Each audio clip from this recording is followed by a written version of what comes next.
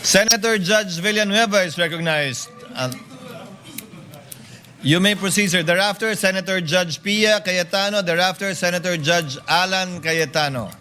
You may proceed, sir. Thank you, Mr. President. Thank you, Mr. Presiding Officer. As much as I am more than willing to give way to our dear colleagues. But Mr. President, before I make I inquire and pose some questions to the prosecution and the defense, may I also raise something, Mr. Presiding Officer? Gusto ko lang pong malinawan tungkol po dun sa procedural aspect, Ginoong Pangulo, dun sa motion na ito. Kasi sa regular courts, hindi naman po unusual na ang isa pong motion ay i-grant in part at i-deny in part. Depende po sa legal and factual basis ng bawat relief na hinihingi po, Ginoong Pangulo. So, pwede ko po bang malinawan lang, Mr. Presiding Officer, tama po bang sabihin ganun din yung kapangyarihan ng ating impeachment court? Maaari po ba na suriin ang bawat hinihinging sabina ng magkahiwalay at magpasya po batay sa legal at factual basis ng bawat isa sa halip po na tratuhin ang buong motion bilang isang all or nothing proposition? Tatratuhin ng hukumang ito bilang nag-iisang motion ang tag-isang motion na inihain ng prosecution. They only filed 2 motions, Senator Judge Villanueva, and the court will act on these 2 motions separately, regardless of the number of issues or sub-issues underneath each motion. The reason is simple. Because the court should be a passive body. By amending the motion into several parts and voting on it separately, we are essentially acting as if we were one of the parties. In voting for or against the grant of the motion, we should take into consideration all of the factors that may be raised for or against it. And it may be cited by the Senator Judge in explaining his vote or voting for or against it. Pangalawa po, bilang mga hukom, hindi tayo pwedeng masyadong aktibong makilahok sa paraan ng mga motion which is essentially a relief being asked for by a party sa pamamagitan ng paghahati ng mga motion na yan para pagbotohan ng hiwa-hiwalay. And there is precedent insofar as this position taken by the presiding officer is concerned. In the impeachment of the former Chief Justice, late former Chief Justice Corona, where then Senate President, presiding officer ruled that the ruling of the chair on motions are indivisible and may only be appealed in toto and not in part. Thank you, Mr. Presiding Officer. And it's clear to me now, despite the fact, Mr.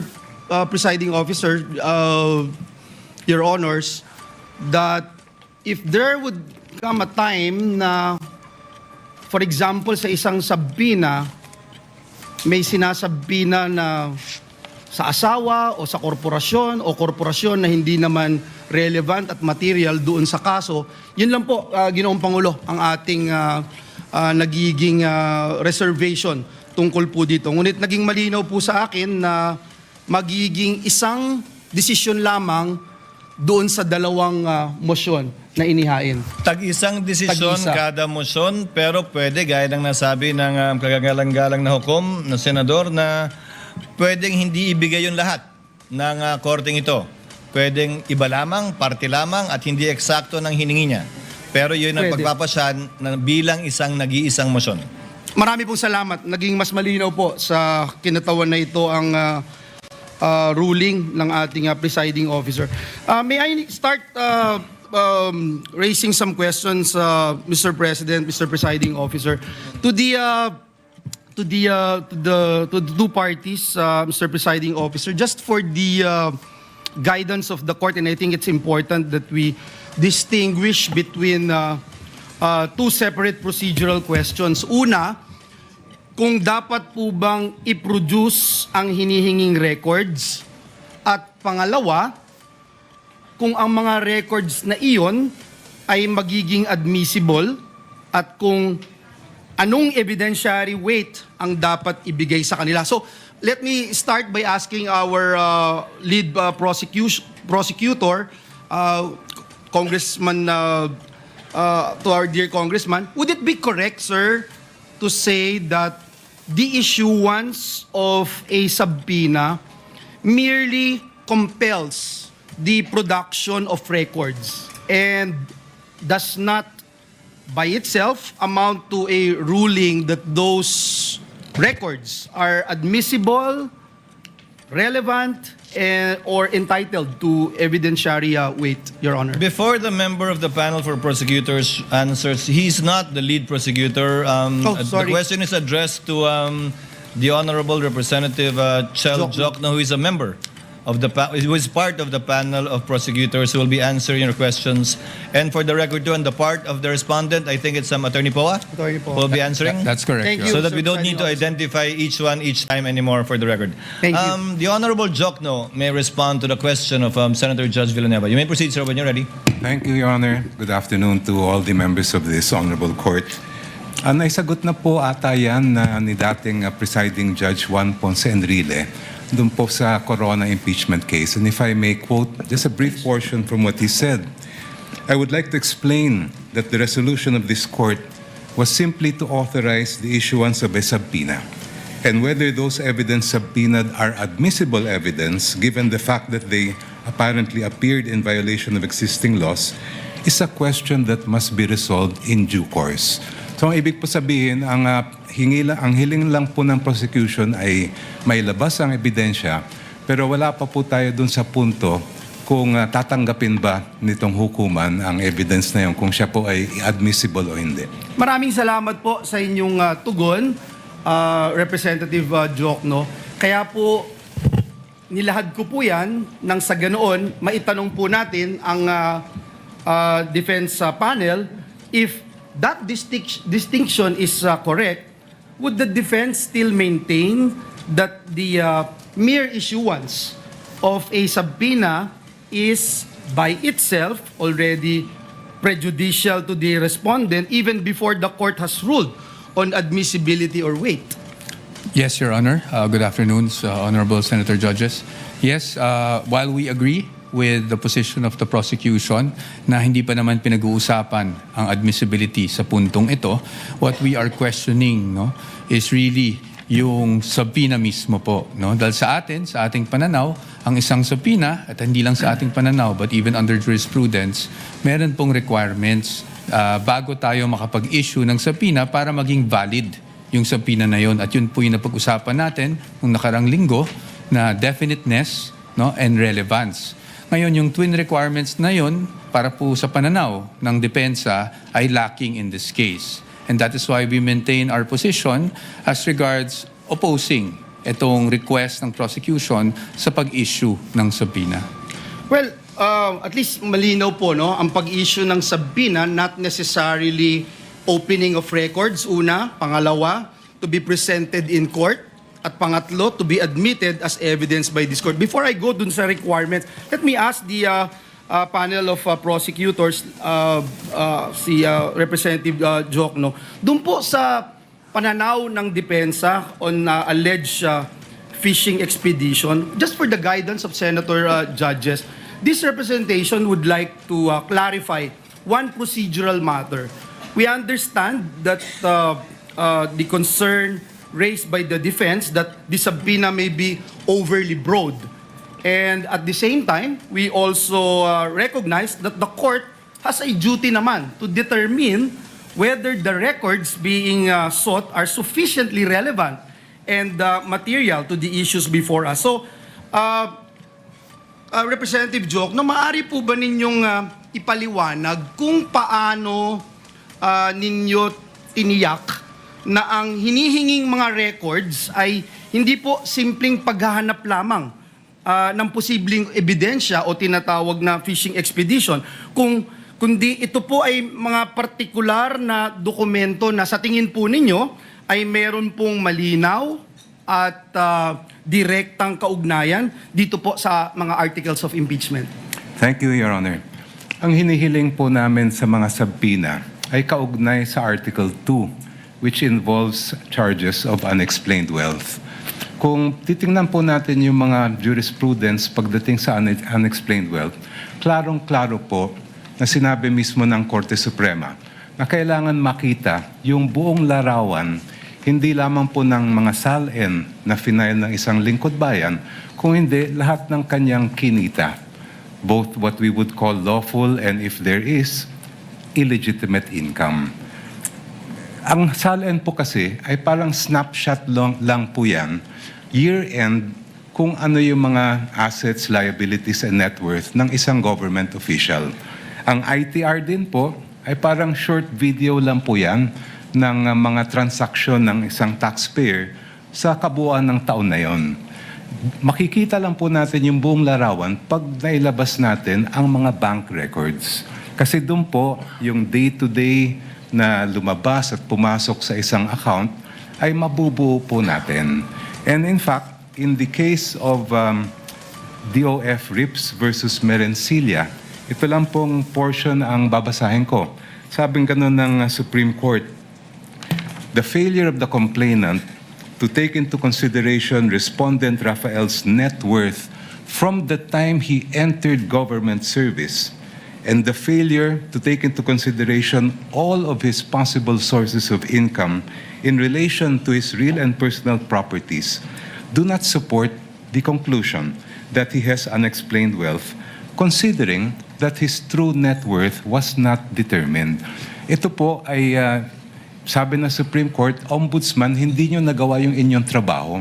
Kaya ayaw po namin tumulad sa nangyari kay Ombudsman dito sa kasong ito. We want to see the entire picture. Kaya po namin hinihingi yung BIR records, pati yung mga bank records, and even the Anti-Money Laundering Council records para makita po natin yung buong story as far as both the assets, liabilities, and net worth are concerned, and the lawful and, if there is, unlawful income acquired by the respondent. Last question no, sa prosecution. No? Sir, binanggit po kanina nung defense panel yung requirements which should be relevant and specific, and kinikilala po natin dito sa korte na yung subpoena is an important tool na available po dito sa impeachment court in the search for truth. Pero kinikilala din po natin na ang mga records na ating hinihingi ay may tinatawag na statutory protection under our laws. Now in this regard, Your Honor, bago po ninyo hiniling ang compulsory production ng mga confidential records na ito, may we know what led the prosecution to conclude that the issuance of subpoena is the least intrusive and most appropriate means of obtaining the information sought? In other words, Your Honor, paano po ninyo masasabi na itong subpoena is not only relevant but also necessary and proportionate under these circumstances? Ang subpoena po ang tanging paraan para makuha ng initong hukuman ang mga kinakailangan po natin na datos at informasyon at dokumento. At hindi naman po siya intrusive dahil tulad na nabanggit ko po kanina, ay hindi pa naman ito question ng admissibility. Ang kailangan lang ay ma-produce sa korte yung mga dokumentong hinihingi. The issue of admissibility will come later, and the defense will have sufficient opportunity to object and to oppose. Ngayon po, as far as the particular records that we are requesting are concerned, ito ay nakabatay nga sa nabanggit ko pong desisyon ng Supreme Court na pag tinitingnan natin ang issue ng unexplained wealth, hindi lang po pwedeng snapshot ang titingnan natin. Kailangan mula sa unang araw ng paglingkod ng isang lingkod bayan, yung kanyang final na salin, lahat ng mga kinita niya, ay makita natin. And that will be shown both by the bank records that we are requesting to be produced, as well as the BIR and tax records that we are requesting. Thank you. Thank you very much. Sa depensa po, binanggit niyo ho kanina yung relevance, and if I recall it right, last week, the good gentleman, Attorney Powa, made mention about the questions on confidentiality, sir, no? And this representation would like to better understand the legal basis of the defense position on confidentiality. We recognize that the law places a premium on protecting confidential information. At the same time, we are also dealing with a request made in the course of a constitutional proceeding before this impeachment court. At bilang mga senator judges, it's our constitutional duty to try and decide on impeachment cases. Mr. Defense Counsel, yung Section 8-A of the Anti-Money Laundering Act, binanggit niyo po ito last time, which prohibits the disclosure of confidential information. How should this apply to records sought through a subpoena issued by the impeachment court? Because as I read, Your Honor, Section 8-A, it imposes confidentiality, but it does not expressly create an absolute privilege against the subpoena. There is a distinction between an authorized disclosure and production pursuant to a lawful order of a constitutional body. So, again, my question, Your Honor, where exactly in Section 8A does it say that AMLC may refuse a lawful subpoena from this court, Your Honor? Thank you for that question, Your Honor. Unang-una, sagutin ko lang po yung pretense ng inyong tanong. No? Sabi nyo, this is a constitutional body, hindi po ba? And as we all know, there is an old legal maxim that the spring cannot rise over the source. No? Ibig sabihin po nun, while the impeachment court is a constitutional creation, it cannot go over and above the Constitution itself. And when we talk about the impeachment court under Article 11, we cannot read that in isolation. We have to also give due regard for all other provisions of the Constitution, specifically the Bill of Rights, kung saan due process no, ay isang bagay na nakatatak po doon at pinapakita doon, ano bang ibig sabihin ng due process? Due process is, kasama po sa kalakip ng due process, ay ang bawat na nasasakdal ay meron ding pribilehiyo na maging maprotect o maproteksyonan ng mga batas na isinagawa ng mismong Kongreso. So now let's go on to Section 8A. No? As you can see, Your Honor, that is at least for our position, it's an absolute prohibition. Unlike other laws where they created, for example, in the Bank Secrecy Law, meron nakasulat doon, aaminin natin, in cases of impeachment, is an exception. Pagdating po dyan, wala po ni isang exception. It could have been easy, especially since this is a 2021 amendment. No? It could have been easy for Congress to have cited impeachment as an exception if it did actually wish to do so. But it did not, Your Honor. And it is our position that if we were to compel and issue a subpoena against these AMLAC records, we're actually compelling the officials to violate this very section of the law.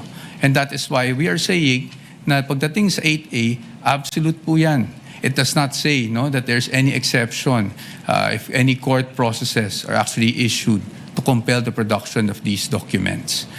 Precisely because ang nasa loob po kasi ng mga records ng AMLAC are intelligence. No? And that's why it's confidential. And once AMLAC determines that they find out that certain transactions are subject to money laundering or should be actually filed in court, the end result is the complaint itself and not the raw data. And that is why, Your Honors, as to the raw data or the information that they receive, yan po ay strictly confidential under 8A. Thank you for that. Again, I would like to put on record that I was trying to look at that particular section 8A, and I don't see anything that says this court would not have any prerogative as to whether or not we can subpoena bank records. But let me move forward. Perhaps this could be my last question, Your Honor, Mr. Presiding Officer. The Constitution recognizes two equally important principles: confidentiality on one hand and the freedom of information. It promotes transparency and public accountability on the other.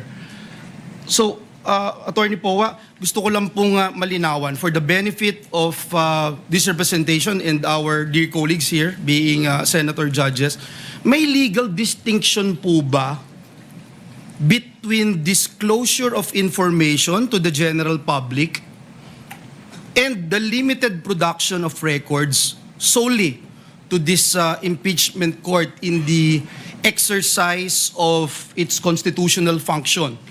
Because we understand that the principle of freedom of information is rooted in transparency and public accountability, especially po when the conduct of a public officer is under constitutional scrutiny.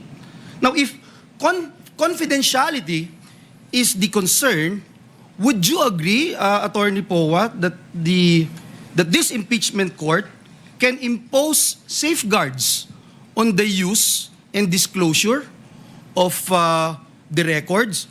Kung maaari naman po na magpatupad ang impeachment court ng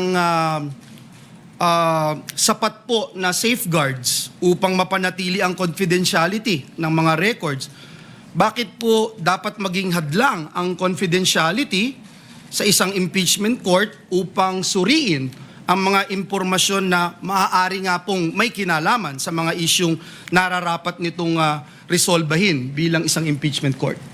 Para sa atin po, no, kung ano man pong hakbang ang pwede o hindi pwedeng gawin ng isang impeachment court tulad ng nasa harap natin na ngayon, it must be confined to the limits imposed by the Constitution and the laws. No? So, kahit sabihin po natin, we are not against transparency. I just want to make that clear, Your Honors. We are not against accountability. But again, as I've mentioned last week, hindi naman porket po that we are all looking for accountability ay transparency, ay isasantabi na lang po natin kung ano ang mga karapatan, hindi lang para sa impeachable officer, pero para kahit sinong Pilipino na nakasaad sa batas, including absolute confidentiality in terms of AMLAC reports, which we are pointing to. So para po sa atin, nakikita ko yung punto po ng ating hukom, no, na paano kung mag-impose na lang tayo ng certain conditions. However, Your Honors, those certain conditions may be allowed for other records, pero pagdating sa AMLAC po, absolute po kasi yung prohibition. And if we were to amend or at least suspend the provision of 8A, then it is as if this honorable court is actually doing some sort of judicial legislation, no? Because we are technically suspending this law for a specific person na hindi natin pwedeng gawin sa iba. That is why, ang sa akin lang po, ang sa amin, sa punto ng depensa, is paano po yun? Meron po bang instances na papayagan na lang natin, isang tabi natin yung batas, at merong instances na hindi? I think, Your Honors, we feel, the defense feels, Your Honors, that in the search for truth, transparency, accountability, we must still work within a framework, which means that we must work within the limits imposed by the Constitution, the laws, and the rules of the land. Yun lang po, Your Honor. Salamat po, Attorney. Mr. Presiding Officer, just a few seconds, just to put on record, ang Senado po ay nasa plenaryo na po yung proposed Bright Act natin na maraming sumuportang mga kasamahan natin. And ito kasama po dito yung amendments to AMLA to put in black and white the circumstances under which bank records, financial transactions may be lawfully accessed by competent authorities, subject always, of course, Mr. President, to appropriate safeguards and due process. So gusto ko lang pong banggitin that indeed, confidentiality is an important legal protection, pero hindi din po ito dapat maging dahilan naman para manatiling mailap po ang pananagutan. Ang mabuting batas ay kayang pangalagaan ang privacy nang hindi po nasasakripisyo ang accountability. Our laws must be able to protect both, Mr. President, Mr. Presiding Officer. Maraming salamat po, Ginoong Pangulo. Maraming salamat po, our councils. Thank you. Thank you, Senator Judge Villanueva. Your remarks and responses thereto are duly noted and entered into the records. Senator Judge Pia Cayetano is next, I believe. You may proceed, ma'am, when you're ready.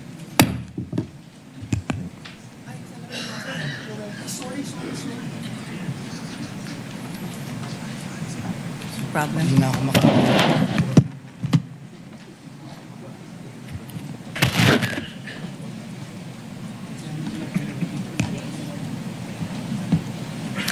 I'm ready to proceed, Mr. Presiding Officer.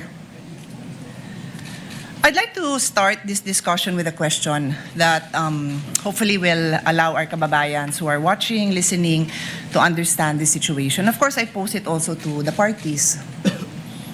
If the government had in mind that there's a business and May be taken up. I ask the indulgence of the parties to this case. Wala po kasi kaming sesyon. Ito lang po ang pagkakataong nakakapagsalita at nagkikita-kita kami habang recess kami.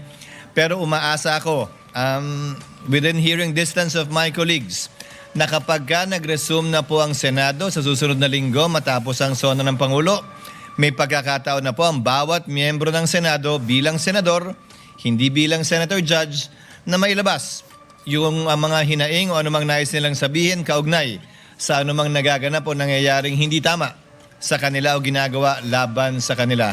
And that, I think, is the proper forum for us to ventilate, discuss, look into, and if necessary, investigate the allegations and or accusations against senator judges in their capacity likewise as senators. So ordered. Presiding Officer. What is the pleasure of Senator Judge? I will just Cayetano? manifest, I correct myself, it was stamped, not registered mail. And since I agree with the ruling, I will not anymore argue the Thank you, other sir. rule that correlates with Rule 6. Thank you. Thank you, sir. Noted that it was stamped. The Senate President, thereafter, Senator Judge Erwin Tulfo. Thank you, Mr. Presiding Officer. Hopefully, we can move on after the manifestations of the gentlemen. Let me appreciate and thank the ruling of the Presiding Officer to refer the manifestations as well as the comments of our colleagues to the Senate acting as a legislative body. 8 days na lang po ay magko-convene na ang Senate at doon rin ho natin pag-uusapan itong mga mahalagang bagay na pag-usapan ho natin ngayon. At kanina po ay narinig ko po yung komento ng ating kasamaan si Senator Romy Padilla. At ito po yung mga bagay na dapat rin po nating talakayin pag nagbukas na po ang Senado in 1 week's time. So with the indulgence of our colleagues, importante ho yung oras ng trial sa mga darating na panahon. Nasabi ko nga nung mga ilang araw na mahaba pa yung ating dadaanan. Ito ay 7th day pa lang out of the 102 days na dadaanan ho natin. Kaya bawat oras, bawat segundo ay napakalaga. At nagpapasalamat po ako sa ating mga kasamahan dahil po sa kanilang masusing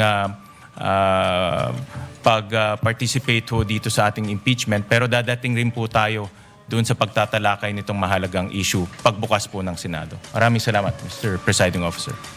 Senator Judge Erwin Tulfo, briefly, sir, so that we can proceed to the matter on hand. Very quickly, Mr. Presiding Officer, can we start now, sir? I was about to, sir. Thank you, sir. We wasted 26 minutes for nothing. Thank you po. Proceeding now to the matter on hand. The presiding officer already made the ruling, referring it to the Senate as a legislative body, Senator Judge Soto. Without expunging it from the records, let it remain there. We will now proceed on the matter at hand.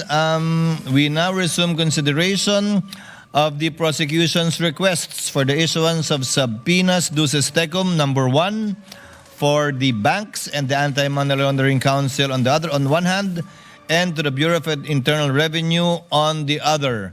And as previously agreed and discussed not only in caucus but also directly by the presiding officer with some members, Chair will now recognize, as I understand, Senator Judge Ikaw ba una? Senator Judge Alan or Senator Judge Villanueva? Or Senator Judge Pia? Who would want... No one's raising their hand. That's why I don't know who... Senator Judge Villanueva is recognized. You may proceed, sir. Thereafter, Senator Judge Pia Cayetano. Thereafter, Senator Judge Alan Cayetano.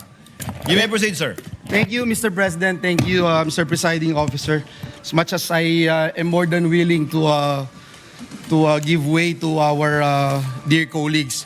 But Mr. President, before I make I inquire and pose some questions to the prosecution and the defense, may I also raise something, Mr. Presiding Officer? Gusto ko lang pong malinawan tungkol po dun sa procedural aspect, Ginoong Pangulo, dun sa motion na ito.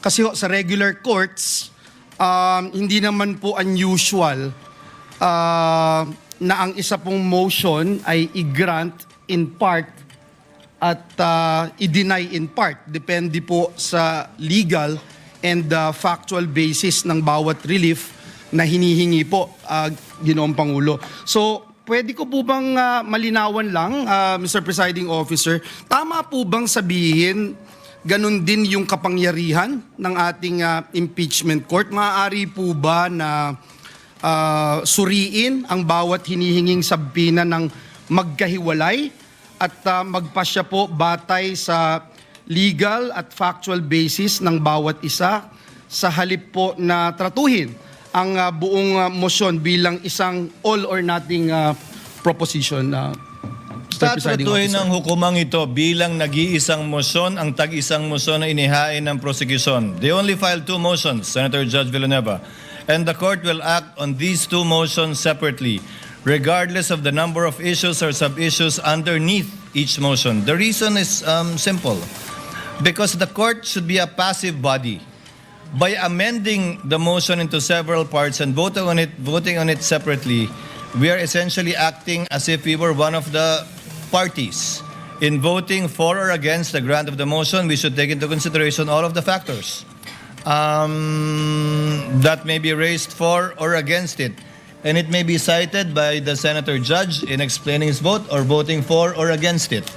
Pangalawa po, bilang mga hukom, hindi tayo pwedeng masyadong aktibong makilahok sa paraan ng mga motion which is essentially a relief being asked for by a party sa pamamagitan ng paghahati ng mga motion na yan para pagbotohan ng hiwa-hiwalay. And there is precedent insofar as this position taken by the presiding officer is concerned.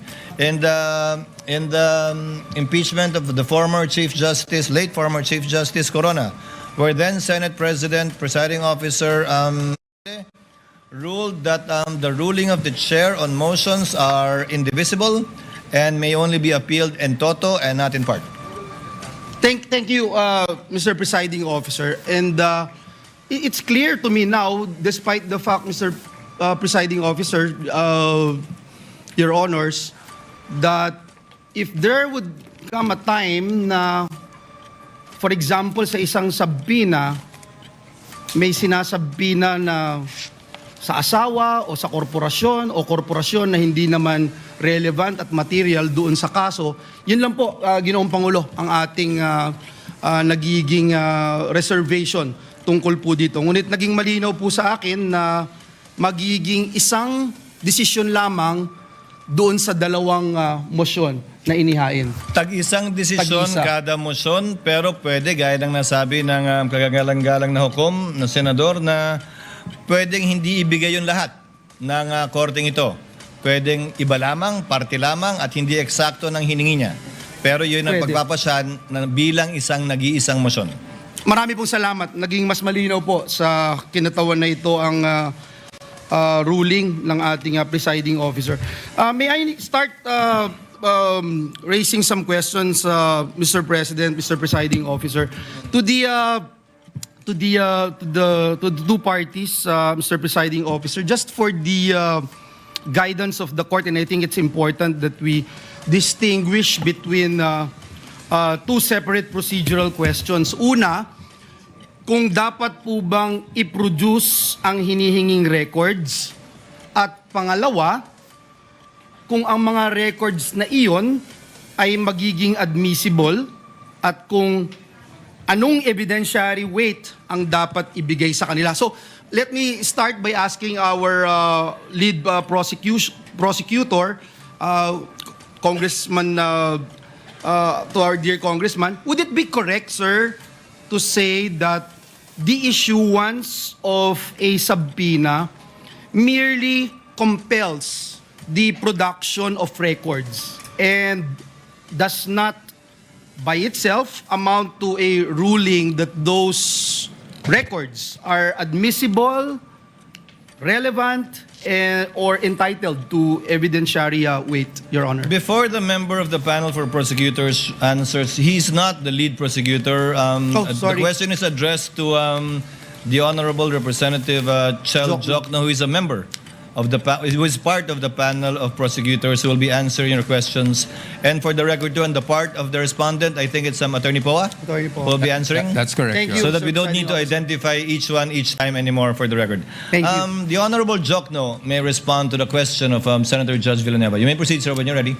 Thank you, Your Honor. Good afternoon to all the members of this honorable court. Naisagot na po ata yan ni dating presiding Judge Juan Ponce Enrile dun po sa Corona impeachment case. And if I may quote just a brief portion from what he said, I would like to explain that the resolution of this court was simply to authorize the issuance of a subpoena. And whether those evidence subpoenaed are admissible evidence, given the fact that they apparently appeared in violation of existing laws, is a question that must be resolved in due course. So ang ibig po sabihin, ang hiling lang po ng prosecution ay may labas ang ebidensya, pero wala pa po tayo dun sa punto kung tatanggapin ba nitong hukuman ang evidence na yun, kung siya po ay admissible o hindi. Maraming salamat po sa inyong tugon, Representative Jokno. Kaya po, nilahad ko po yan nang sa ganoon, maitanong po natin ang defense panel if that distinction is correct. Would the defense still maintain that the mere issuance of a subpoena is by itself already prejudicial to the respondent even before the court has ruled on admissibility or weight? Yes, Your Honor. Good afternoon, Honorable Senator Judges. Yes, while we agree with the position of the prosecution na hindi pa naman pinag-uusapan ang admissibility sa puntong ito, what we are questioning is really yung subpoena mismo po. Dahil sa ating pananaw, ang isang subpoena, at hindi lang sa ating pananaw, but even under jurisprudence, meron pong requirements bago tayo makapag-issue ng subpoena para maging valid yung subpoena na yun. At yun po yung napag-usapan natin nung nakarang linggo na definiteness and relevance. Ngayon, yung twin requirements na yun, para po sa pananaw ng depensa, ay lacking in this case. And that is why we maintain our position as regards opposing itong request ng prosecution sa pag-issue ng subpoena. Well, at least malinaw po, ang pag-issue ng subpoena, not necessarily opening of records, una. Pangalawa, to be presented in court. At pangatlo, to be admitted as evidence by this court. Before I go dun sa requirements, let me ask the panel of prosecutors, si Representative Jokno, dun po sa pananaw ng depensa on alleged fishing expedition, just for the guidance of Senator Judges, this representation would like to clarify one procedural matter. We understand that the concern raised by the defense that the subpoena may be overly broad. And at the same time, we also recognize that the court has a duty naman to determine whether the records being sought are sufficiently relevant and material to the issues before us. So, Representative Jokno, maaari po ba ninyong ipaliwanag kung paano ninyo tiniyak na ang hinihinging mga records ay hindi po simpleng paghahanap lamang ng posibleng ebidensya o tinatawag na fishing expedition, kundi ito po ay mga partikular na dokumento na sa tingin po ninyo ay meron pong malinaw at direktang kaugnayan dito po sa mga articles of impeachment. Thank you, Your Honor. Ang hinihiling po namin sa mga subpoena ay kaugnay sa Article 2, which involves charges of unexplained wealth. Kung titingnan po natin yung mga jurisprudence pagdating sa unexplained wealth, klarong-klaro po na sinabi mismo ng Korte Suprema na kailangan makita yung buong larawan, hindi lamang po ng mga SALN na final ng isang lingkod bayan, kung hindi lahat ng kanyang kinita, both what we would call lawful and, if there is, illegitimate income. Ang SALN po kasi ay parang snapshot lang po yan, year-end, kung ano yung mga assets, liabilities, and net worth ng isang government official. Ang ITR din po ay parang short video lang po yan ng mga transaksyon ng isang taxpayer sa kabuuan ng taon na yon. Makikita lang po natin yung buong larawan pag nailabas natin ang mga bank records. Kasi doon po, yung day-to-day na lumabas at pumasok sa isang account ay mabubuo po natin. And in fact, in the case of DOF Rips versus Merencilia, ito lang pong portion ang babasahin ko. Sabing ganun ng Supreme Court, the failure of the complainant to take into consideration Respondent Rafael's net worth from the time he entered government service and the failure to take into consideration all of his possible sources of income in relation to his real and personal properties do not support the conclusion that he has unexplained wealth, considering that his true net worth was not determined. Ito po ay sabi ng Supreme Court, Ombudsman, hindi nyo nagawa yung inyong trabaho. Kaya ayaw po namin tumulad sa nangyari kay Ombudsman dito sa kasong ito. We want to see the entire picture. Kaya po namin hinihingi yung BIR records, pati yung mga bank records, and even the Anti-Money Laundering Council records para makita po natin yung buong story as far as both the assets, liabilities, and net worth are concerned, and the lawful and, if there is, unlawful income acquired by the respondent. Last question no, sa prosecution. No? Sir, binanggit po kanina nung defense panel yung requirements which should be relevant and specific, and kinikilala po natin dito sa korte na yung subpoena is an important tool na available po dito sa impeachment court in the search for truth. Pero kinikilala din po natin na ang mga records na ating hinihingi ay may tinatawag na statutory protection under our laws. Now in this regard, Your Honor, bago po ninyo hiniling ang compulsory production ng mga confidential records na ito, may we know what led the prosecution to conclude that the issuance of subpoena is the least intrusive and most appropriate means of obtaining the information sought? In other words, Your Honor, paano po ninyo masasabi na itong subpoena is not only relevant but also necessary and proportionate under these circumstances? Ang subpoena po ang tanging paraan para makuha ng initong hukuman ang mga kinakailangan po natin na datos at informasyon at dokumento. At hindi naman po siya intrusive dahil tulad na nabanggit ko po kanina, ay hindi pa naman ito question ng admissibility. Ang kailangan lang ay ma-produce sa korte yung mga dokumentong hinihingi. The issue of admissibility will come later, and the defense will have sufficient opportunity to object and to oppose. Ngayon po, as far as the particular records that we are requesting are concerned, ito ay nakabatay nga sa nabanggit ko pong desisyon ng Supreme Court na pag tinitingnan natin ang issue ng unexplained wealth, hindi lang po pwedeng snapshot ang titingnan natin. Kailangan mula sa unang araw ng paglingkod ng isang lingkod bayan, yung kanyang final na salin, lahat ng mga kinita niya, ay makita natin. And that will be shown both by the bank records that we are requesting to be produced, as well as the BIR and tax records that we are requesting. Thank you. Thank you very much. Sa depensa po, binanggit niyo ho kanina yung relevance, and if I recall it right, last week, the good gentleman, Attorney Powa, made mention about the questions on confidentiality, sir, no? And this representation would like to better understand the legal basis of the defense position on confidentiality. We recognize that the law places a premium on protecting confidential information. At the same time, we are also dealing with a request made in the course of a constitutional proceeding before this impeachment court. At bilang mga senator judges, it's our constitutional duty to try and decide on impeachment cases.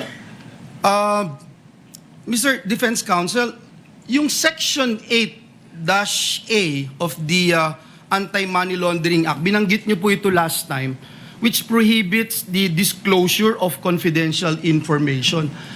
How should this apply to records sought through a subpoena issued by the impeachment court? Because as I read, Your Honor, Section 8-A, it imposes confidentiality, but it does not expressly create an absolute privilege against the subpoena. There is a distinction between an authorized disclosure and production pursuant to a lawful order of a constitutional body.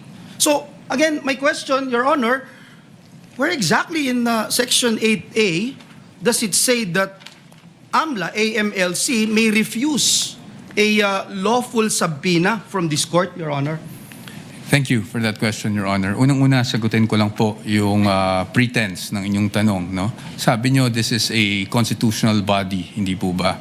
And as we all know, there is an old legal maxim that the spring cannot rise over the source. No? Ibig sabihin po nun, while the impeachment court is a constitutional creation, it cannot go over and above the Constitution itself.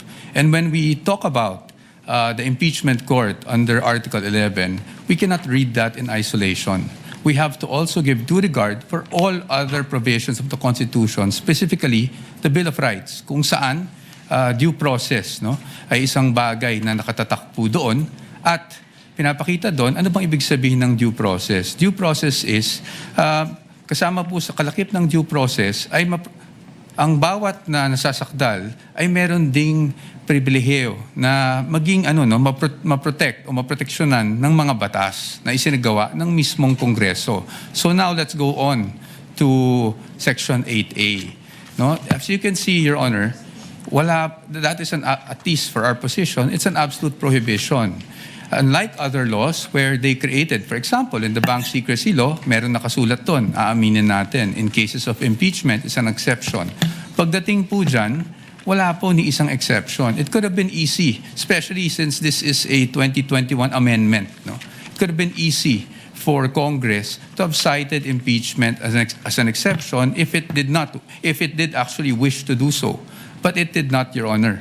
And it is our position that if we were to compel and issue a subpoena against these AMLAC records, we're actually compelling the officials to violate this very section of the law. And that is why we are saying na pagdating sa 8A, absolute po yan. It does not say that there's any exception if any court processes are actually issued to compel the production of these documents. Precisely because ang nasa loob po kasi ng mga records ng AMLAC are intelligence. No? And that's why it's confidential. And once AMLAC determines that they find out that certain transactions are subject to money laundering or should be actually filed in court, the end result is the complaint itself and not the raw data. And that is why, Your Honors, as to the raw data or the information that they receive, yan po ay strictly confidential under 8A. Thank you for that. Again, I would like to put on record that I was trying to look at that particular section 8A, and I don't see anything that says this court would not have any prerogative as to whether or not we can subpoena bank records. But let me move forward. Perhaps this could be my last question, Your Honor. Mr. Presiding Officer. The Constitution recognizes two equally important principles: confidentiality on one hand, and the freedom of information. It promotes transparency and public accountability on the other. So, Attorney Powa, gusto ko lang pong malinawan for the benefit of this representation and our dear colleagues here, being senator judges, may legal distinction po ba between disclosure of information to the general public and the limited production of records solely to this impeachment court in the exercise of its constitutional function? Because we understand that the principle of freedom of information is rooted in transparency and public accountability, especially po when the conduct of a public officer is under constitutional scrutiny. Now, if confidentiality is the concern, would you agree, Attorney Powa, that this impeachment court can impose safeguards on the use and disclosure of the records? Kung maaari naman po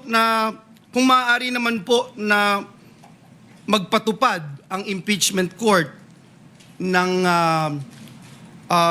sapat po na safeguards upang mapanatili ang confidentiality ng mga records, bakit po dapat maging hadlang ang confidentiality sa isang impeachment court upang suriin ang mga impormasyon na maaari nga pong may kinalaman sa mga isyung nararapat nitong resolbahin bilang isang impeachment court?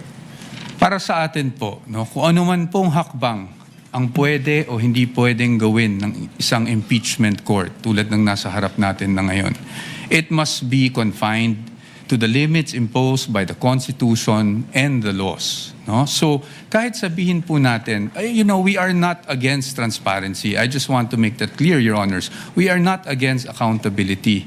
But again, as I've mentioned last week, hindi naman porket po that we are all looking for accountability ay transparency, ay isasantabi na lang po natin kung ano ang mga karapatan, hindi lang para sa impeachable officer, pero para kahit sinong Pilipino na nakasaad sa batas, including absolute confidentiality in terms of AMLAC reports, which we are pointing to. So para po sa atin, nakikita ko yung punto po ng ating hukom, no, na paano kung mag-impose na lang tayo ng certain conditions. However, Your Honors, those certain conditions may be allowed for other records, pero pagdating sa AMLAC po, absolute po kasi yung prohibition. And if we were to amend or at least suspend the provision of 8A, then it is as if this honorable court is actually doing some sort of judicial legislation, no? Because we are technically suspending this law for a specific person na hindi natin pwedeng gawin sa iba. That is why, ang sa akin lang po, ang sa amin, sa punto ng depensa, is paano po yun? Meron po bang instances na papayagan na lang natin, isang tabi natin yung batas, at merong instances na hindi? I think, Your Honors, we feel, the defense feels, Your Honors, that in the search for truth, transparency, accountability, we must still work within a framework, which means that we must work within the limits imposed by the Constitution, the laws, and the rules of the land. Yun lang po, Your Honor. Salamat po, Attorney. Mr. Presiding Officer, just a few seconds, just to put on record, ang Senado po ay nasa plenaryo na po yung proposed Bright Act natin na maraming sumuportang mga kasamahan natin. And ito kasama po dito yung amendments to AMLA to put in black and white the circumstances under which bank records, financial transactions may be lawfully accessed by competent authorities, subject always, of course, Mr. President, to appropriate safeguards and due process. So gusto ko lang pong banggitin that indeed, confidentiality is an important legal protection, pero hindi din po ito dapat maging dahilan naman para manatiling mailap po ang pananagutan. Ang mabuting batas ay kayang pangalagaan ang privacy nang hindi po nasasakripisyo ang accountability. Our laws must be able to protect both, Mr. President, Mr. Presiding Officer. Maraming salamat po, Ginoong Pangulo. Maraming salamat po, our councils. Thank you. Thank you, Senator Judge Villanueva.